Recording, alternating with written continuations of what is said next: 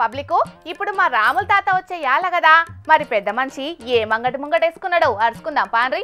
ఎస్ంటి మాలత అయిపోయా కదరా నాది గింత అన్యాలం ఉంటారని అన్యాలంలో నువ్వు అరే పెద్ద మనిషిని అనేది కూడా చూడకుండా ఏమో గుద్దిర్రు వీళ్ళ గుద్దుడు చీరల చీర. అరే ఏందే తాత పెయ్యి మీద బట్టలు పేల్కలైనాయి, మూతి ముక్కంతా కమిలిపోయింది, ఏమైందే నీకు? ఓ అని చెప్పాలి నా తల్లి, పెద్ద మనిషి తనానికి కానీ పోతే మంది అందరు కలిసి గుద్దిర్రు.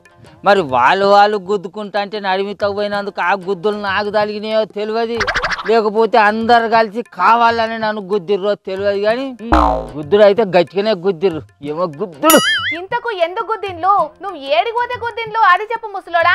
అరేగా కొసవాడ కోరి గాని కోడాన్లు ఇద్దరు పంచాయతీ పెట్టుకున్నారట పిల్ల. ఇక వీళ్ళని ఇంతంత మాజీ ఉప సర్పంచ్ని అయితేని పెద్ద మనిషి తనానికి ఇలా పొద్దుగాల పంచాయతీ ఉన్నది రావాలనే తాత అంటే పోయినా. ఇక 10 మంది కూడిర్రు పంచాయతీ. ఇక జవనా తెచ్చుకున్నారు, మాట్లాడుకుంటాను, పంచాయతీ అవుతాను.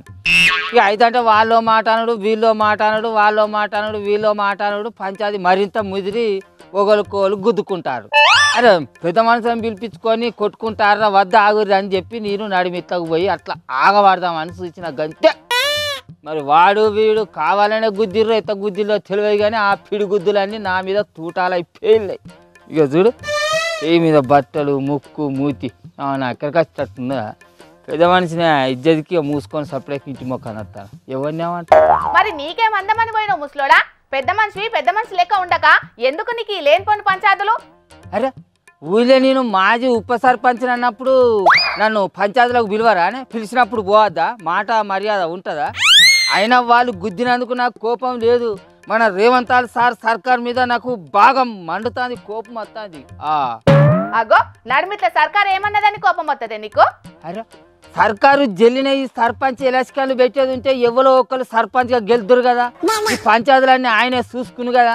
ఒకవేళ నేనే మళ్ళీ పోటీ చేసి ఉప సర్పంచ్గా గెలిచేది ఉంటే ఆ పవర్ ఆ కదర్ వేరే ఉండు. ఒక్కొక్కరిని గల్లబట్టి ఏమో తొక్కుడు నువ్వు ఎరికేనా? పంచాయతీలోకి పిలుతున్నావు పోక తప్పుతలేదా? పోయేది ఉంచినామో ఇగో గిసొచ్చి మర్యాదలే. ఎవరికేం చెప్పుకుంటావు చెప్పు. అవును నిజమేనే తాత, ప్రతి ఊళ్ళే సర్పంచుల పాలన లేక ఎక్కడేసిన గొంగలి అక్కడే అన్నట్టే ఉన్నదే. అదే సర్పంచులు ఉండేదుంటే ఊరికి ఏం కావాలి ఏం చేయాలి అనే ఆలోచనలు చేసి వాళ్ళే లీడర్ల దగ్గరికి పోయి పనులు చేయించుదురు. అసలు ఈ సర్కారుకు సర్పంచ్ ఎలక్షన్లు పెట్టే ఆలోచన ఉన్నదా లేదా? రేవంత్ సార్ సర్కారు గద్దెనెక్కే 2 ఏళ్ళు దగ్గరికి వస్తుంది. ఊళ్ళల్లో సర్పంచులు దిగిపోయి కూడా 2 ఏళ్ళు దగ్గరకు వస్తాయి.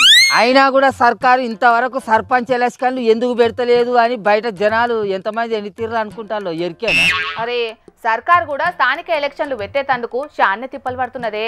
కాకపోతే ఈ బీసీ రిజర్వేషన్ల ముచ్చట చెయ్యబట్టే ఈ ఆశం అవుతున్నదటనే. ఎంతకాలం ఇంకో 5 ఏళ్ళు ఆలస్యం అవుతుందా? అరే సర్కారు తలుచుకుంటే ఎంత అవుతుందా ఈ పని?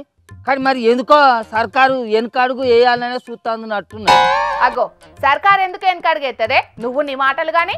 అరే అది కాదు పిల్ల, నీకు ఒక ముచ్చట చెప్తా నువ్వు దగ్గర. ఇప్పుడు రేవంత్ సార్ సర్కారు ఈ సర్పంచ్ ఎలక్షన్లు పెట్టేది ఉంటే ఈ సర్పంచ్ ఎలక్షన్లలో చెయ్యి పాటి తుక్కులా ఓడిపోతుందట అని అవేవో సర్వేలలో తేలుతుందట కదా. అందుకే ఆ ముచ్చట తెలుసుకొని సర్కారు వెనుక ముందు ఆలోచనలు చేస్తుంది అని బయట జనాలందరూ గుసగుసలాడుకుంటారు. ఆ ముచ్చట తెలుసుకొని వచ్చి నీకు చెప్తాను, నాకే వెనుక. మంది అనుకునే ముచ్చట్లు నీకు బాగానే తెలుస్తాయి ముసలోడా. అయినా అధికారంలో ఉన్న పార్టీకి గసంటి భయాలు ఎందుకుంటాయే? కారణం ఇంకేదో అయి ఉంటది. కారణం ఏదన్నా కానీ ఈ సర్కారు ఈ సర్పంచ్ ఎలక్షన్లు జల్లిన పెట్టేది ఉంటే మంచిగుండు కదా.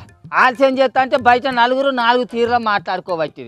ఒకడేమో ఇక ఈ సర్కారు దిగిపోయేదాకా సర్పంచ్ ఎలక్షన్లు పెట్టేటట్లు లేరు, ఊళ్ళల్లో సర్పంచులు ఇక గతి ఉండరు అని అనబట్టి.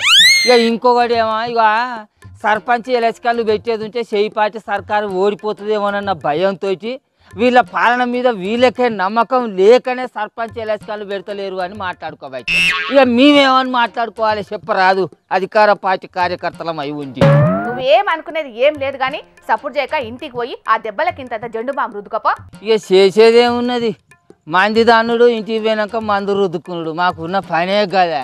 అయితే కానీ ఓ పిల్ల నాదొక చిన్న డఫ్ట్ ఉన్నది, అడగనా? అడుగు ఏంటిదో? ఇప్పుడు ఈ బీసీ కుల గణన చేయబట్టి మా బీసీలకు ఏమన్నా ఉరిగేది ఉన్నదంటావా? మరి దాన్ని అడ్డం పెట్టుకునే సర్కారు ఈ సర్పంచ్ ఎలక్షన్లను వెనుక ముందు చేస్తాంది. తాత అది అమలు అయినాడు తెలుస్తుందే ఎవరికి ఎంత మేలు జరుగుతుంది అనేది. నువ్వైతే ఇంటికి పోతా కానీ చిచ్చి అధికారం లేని మాజీ సర్పంచులు అంటే ఎవ్వరికైనా ఆలస్యం అయిపోతుంది. పంచాయతీ పిలుస్తాడు పోతేనేమో ఇగో ఇసొంచి మర్యాదలు, పోకుంటేనేమో నీ ఇయ్యాలనే గడ్డపారలు అయినాయా, మళ్ళా ఓట్ల నాటికైతే మా ఇంటికి రా అప్పుడు నీ సంగతి చెప్తానంటారు. బాబా ఇసొంచి మాలత అయిపోయా కదరా మా పెద్ద మనుషుల మాలతి. పాపం చాలా ఊళ్ళలా మాజీ సర్పంచులు ఈ తాప పోటీ చేసి సర్పంచ్ కావాలని అనుకునేటోళ్ళు పెద్దరికానికి పంచాయతీలకు ఓవుడు, మంచికి చెడుకు ఖర్చు పెట్టుకుంటా ఇప్పటి సందే అప్పుల పాలవుతున్నారు. మరిగా ఇటు దిక్కు చూస్తేనేమో ఇప్పట్లో స్థానిక ఎలక్షన్లు అయ్యేటట్టే కానొస్తలేదు. చూడాలి మరిగా రేపట్లా ఏం జరుగుతుందో.